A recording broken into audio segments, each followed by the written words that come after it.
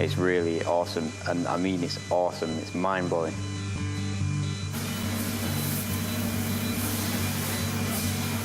It was sort of like something out of a film, wasn't it? A sci-fi film. That was very futuristic. High value-added activity is about taking raw materials and adding so much high technology through the manufacturing process and design processes. So you've got a product that is truly world-beating.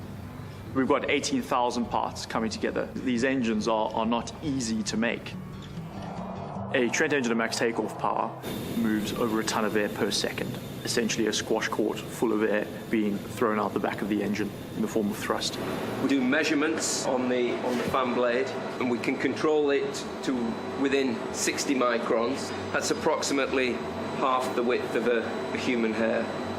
What I found amazing was each engine has got thousands and thousands of components and different pieces, and every single one of them pieces has to be aligned to within the millimetre. What we do today is not just sell an engine, we sell a services package with that engine, and that is approximately 50% of all civil aerospace revenues.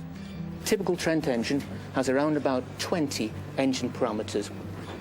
These are fed via satellite communication straight from the aircraft while it's in flight and into the 24/7 help desk area. That data is taken by our service engineers 365 days of the year so that we can maintain the aircraft in service operation. The sheer scale of things was astonishing. I never thought that they would do the maintenance for their own engines, and especially that they would make that much money from it as well. Research is absolutely essential to a high-value company like Rolls-Royce, and we spend over £800 million per year developing new technology. We've had university technology centres established all over the world, drawing academia into an environment where they can engage with industry. It's part of the lifeblood of the company. The technology that they had developed was astounding. It was really amazing how they could take apart an engine from a screen and bring it to life. When Rolls-Royce gets a contract, 70% or so of the value goes out into our supply chain. So that generates many thousands of jobs. This is just one of 8,000 of our global suppliers.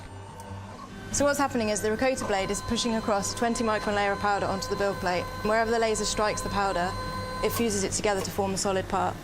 The reason we want to work with Rolls-Royce is they're a world-class company, and if we solve their problems, we do something of very great value that we can then use for other industries. It's not just Rolls-Royce that are involved. There are thousands of other little engineering companies that sort of benefit from Rolls-Royce's business enterprises. Going to Rolls-Royce and seeing engineers working with physicists, working with chemists, working with mathematicians, it was just nice to see that I had a place in an engineering company.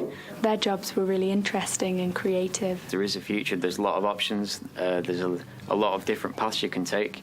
So yeah, it's just basically confirmed to me that this is what I want to do in the future.